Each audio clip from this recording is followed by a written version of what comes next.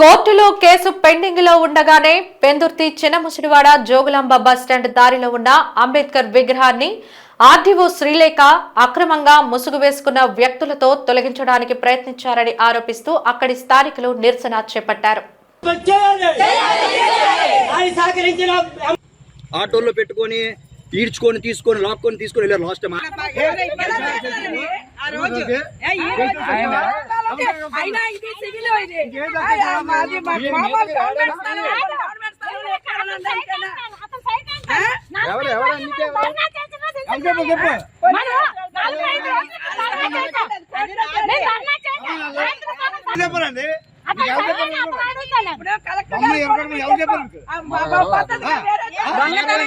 దొంగతనంగా అంబేద్కర్ విగ్రహం తీసుకెళ్తున్న దొంగ టీములు మీరు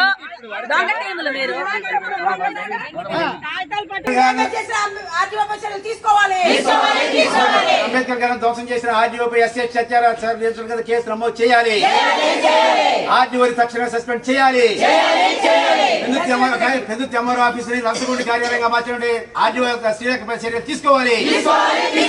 శ్రీలేఖ సాగించిన అన్యాయాలపై విచారణ జరిపించాలి. ఆర్డీఓ శ్రీలేఖ వెంటనే సస్పెండ్ చేయాలి. ఆర్డీఓ శ్రీలేఖ గారి వెంటనే సస్పెండ్. అంటే ఆల్రెడీ ఇంతకు ముందు ఆయన కూడా ఎవరైతే ఈ స్థలం నాదంటున్నాడు ఆయన సమక్షంలో వచ్చారు. మీరు వేరేగా రాలేదు. మీరు ఎవరైతే అతను నాది అంటున్నాడో ఆ నాది అంటున్నారని ఇప్పుడు ఈ మధ్య క్లెయిమ్ చేశాడు. మొత్తం రెస్పాండ్ చేసి కోర్టుకి వెళ్ళాడు. కోర్టుకు సంబంధించిన దాంట్లో మేము ఆ పిటిషన్ వేసాం. తన తరపున వెళ్ళి కోర్టులో మేము వకాలతు వేసి మా అఫిడవిట్ వేసాం. ఆయన అఫిడవిట్ రామారావు గారు రాసిన దాని రిపోర్ట్లోనే ఆయన రాశారు 2003లో ఇది గొడవలకు మేము కాకుండా సంబంధించిన దాంట్లో కానీ ఆర్డీఓ గారికి సంబంధించిన దాంట్లో కానీ మీరు ఏదైతే చెప్పారు వాళ్ళు బలిపస్ చేశారని మేము అనుకుంటున్నాం. ఆర్డీఓ గారి మీద మేము అందరి మీద కూడా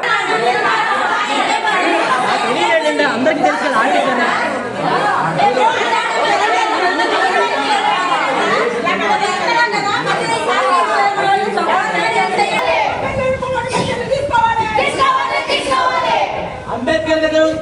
సంవత్సరాల నుంచి ఇక్కడ అంబేద్కర్ విగ్రహం ఉన్నది. దాని గురించి చాలా సార్లు అంబేద్కర్ విగ్రహాన్ని తొలగించాలని వచ్చారు. దాన్ని మేము కాపాడుతూ వచ్చాము.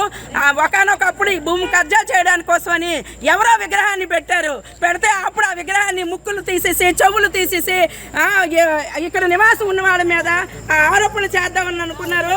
మేము మళ్ళా దాన్ని శుభ్రం చేసి ప్రతి సంవత్సరము వర్ధంతి జయంతులు అంబేద్కర్ విగ్రహం దగ్గర మేము కొనసాగిస్తూ ఉన్నాము. ఇది గవర్నమెంట్ జాగా అయితే గవర్నమెంట్ వాళ్ళు పట్టించుకోవాలి. అయ్యో ఎందుకు పెట్టారని ఆనాడు చూడాలి. అప్పుడు పెట్టారు. ఇక్కడ బోరింగ్ కూడా గవర్నమెంట్ ఈ భూమి మీద గవర్నమెంట్ వాళ్ళు వేశారు.